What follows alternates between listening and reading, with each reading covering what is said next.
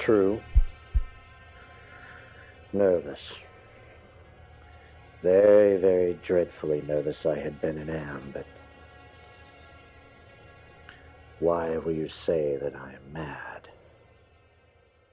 The disease sharpened my senses, not destroyed, not dulled them. Above all was the sense of hearing acute. I heard all things in the heaven and in the earth. I heard many things in hell. How then am I mad? Hearken and observe how healthily, how calmly I can tell you the whole story. It is impossible to say how first the idea entered my brain, but once conceived, it haunted me day and night. Object there was none, passion there was none. I loved the old man. He had never wronged me. He had never given me insult. For his gold I had no desire. I think it was his eye. Yes, it was this. One of his eyes resembled that of a vulture, a pale blue eye with a film over it. And whenever it fell upon me, my blood ran cold. And so, by degrees, very gradually, I made up my mind to take the life of the old man and thus rid myself of the eye forever. Now this is the point. You fancy me mad, but madmen know nothing. But you should have seen me. You should have seen how wisely I proceeded, with what caution, with what foresight, with what dissimulation I went to work. I was never kinder to the old man than during the whole week before I killed him. And every night, just at midnight, I turned the latch of his door and opened it, oh, so gently. And then when I made an opening sufficient for my head, I put in a dark lantern, all closed, so that no light shone out. And then I thrust in my head. Oh, you would have laughed to see how cunningly I thrust it in. And I moved it slowly, very, very slowly, so that I might not disturb the old man's sleep. It took me an hour to place my whole head within the opening so far that I could see him as he lay upon his bed. Now would a madman have been so wise as this? And then when my head was well in the room, I undid the lantern cautiously.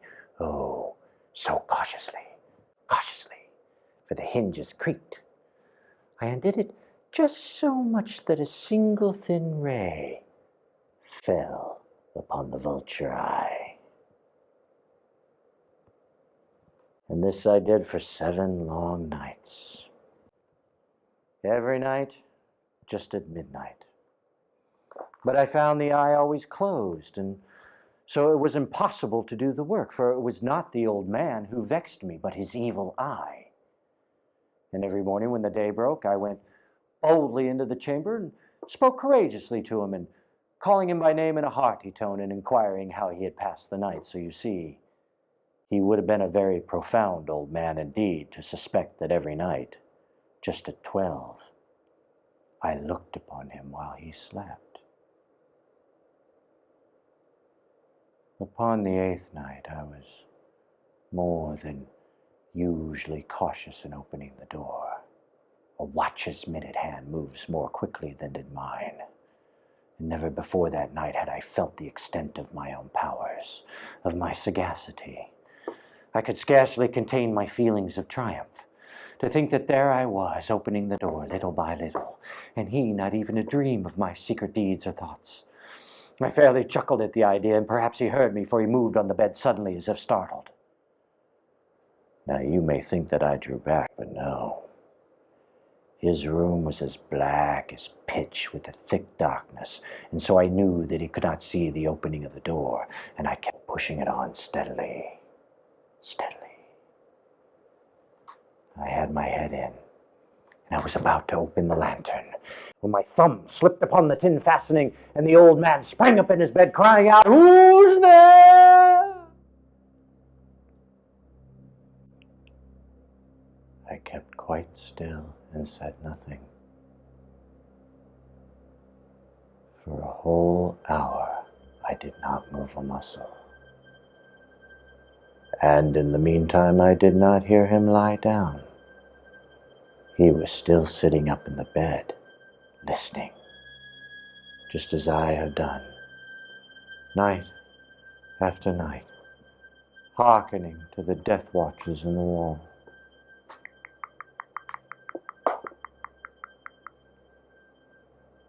Presently, I heard a slight groan, and I knew it was the groan of mortal terror. It was not the groan of pain or of grief, oh no. It was the low, stifled sound that arises from the bottom of the soul when overcharged with awe. Well, I knew that sound well. Many a night, just at midnight, when all the world slept, it has welled up from my own bosom, deepening with its dreadful echo the terrors that distracted me. I say I knew it well.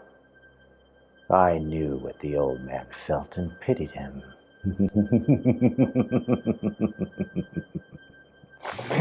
Although I chuckled at heart. I knew that he had been lying awake ever since that first slight noise when he had turned in the bed. His fears had been ever since growing upon him. He had been trying to fancy them causeless, but could not. He had been saying to himself, "It is nothing but the wind in the chimney. It is only a mouse crossing the floor. It is merely a cricket which has made a single chirp." Yeah. He had been trying to comfort himself with these suppositions, but he had found all in vain. All in vain, because death, in approaching him, had stalked with his black shadow before him and enveloped the victim. And it was the mournful influence of the unperceived shadow that caused him to feel, although he neither saw nor heard, to feel the presence of my head within the room.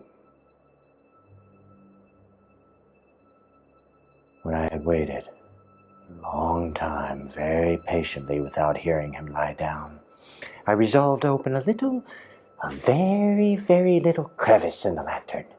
And so I opened it. You cannot imagine how stealthily, until at length a single dim ray, like the thread of a spider, shot out from the crevice and fell upon the vulture eye. And it was open, wide open, and I grew furious as I gazed upon it. I saw it with perfect distinctness, all a dull blue with a hideous veil over it that chilled the very marrow of my bones. And yet I could see nothing else of the old man's face or person, for I had directed the ray, as if by instinct, precisely upon that damned spot.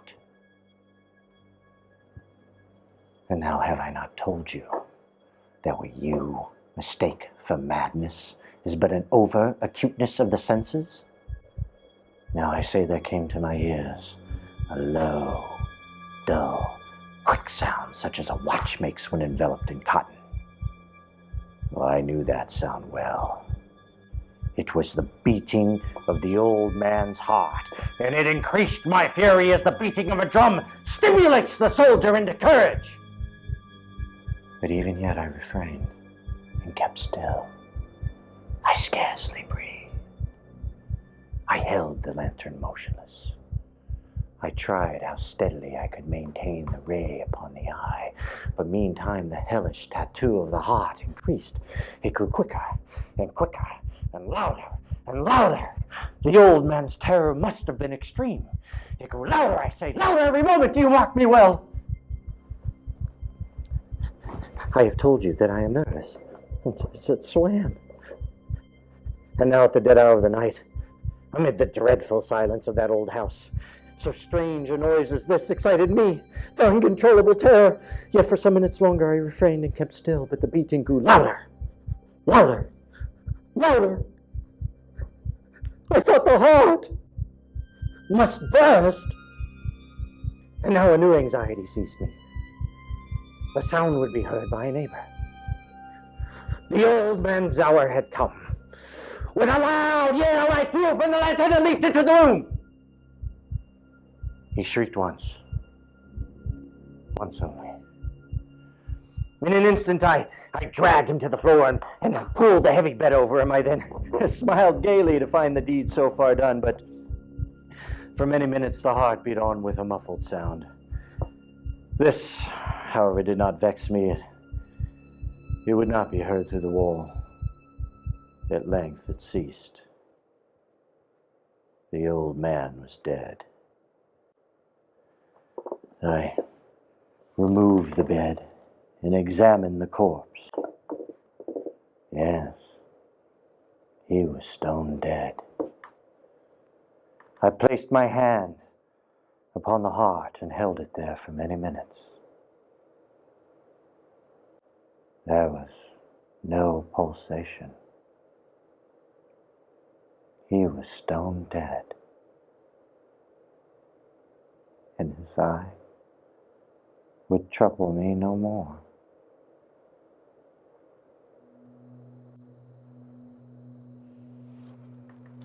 If you still think me mad, well, you will think so no longer when I describe the wise precautions I took for the concealment of the body. Well, the night waned, and I worked hastily, but in silence.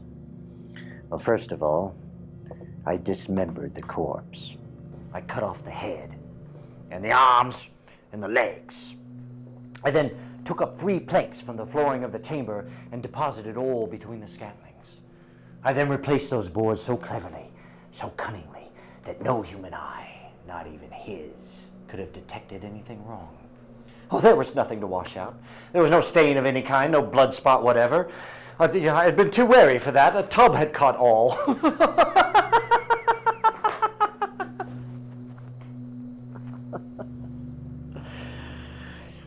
When I had made an end of these labors, it was 4 o'clock, still dark as midnight. As the bell sounded the hour, there came a knocking at the street door. Well, I went down to open it with a light heart, for what had I now to fear?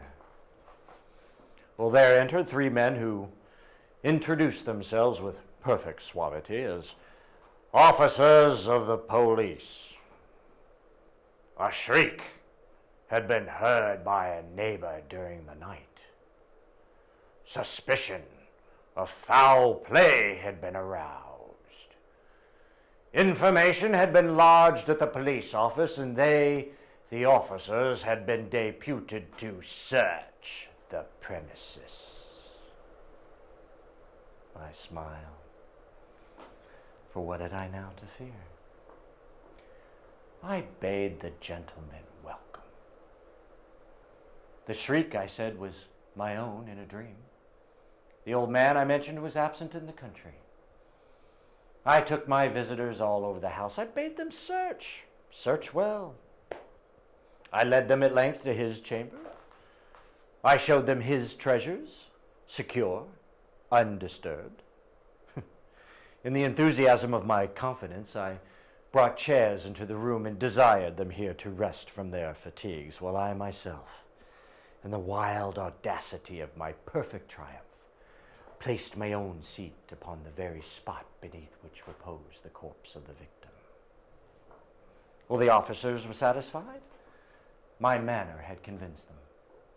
I was singularly at ease. And while they sat, I answered cheerily. They chatted of familiar things, but ere long I felt myself getting pale and wished them gone. My head ached, and I fancied a ringing in my ears, but still the men sat and still chatted. Well, the ringing became more distinct. I talked more freely to get rid of the feeling, but It continued and gained definiteness until at length I found that the noise was... It was not within my ears.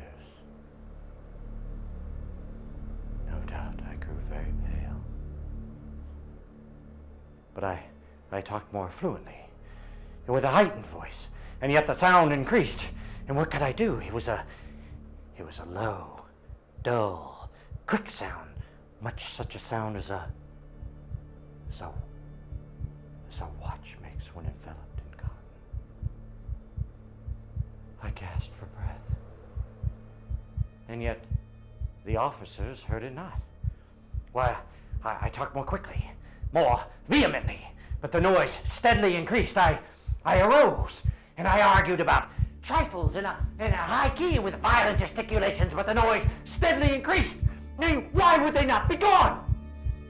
Why pace the floor to and fro with heavy strides as if excited to fury by the observations of the men, but the noise steadily increased. Oh God! What can I do? I foamed. I raved. I swore. I swung the chair upon which I had been sitting and grated it upon the boards, but the noise arose over all. It continually increased. It grew louder. Louder! Louder! And still the men chatted pleasantly and smiled.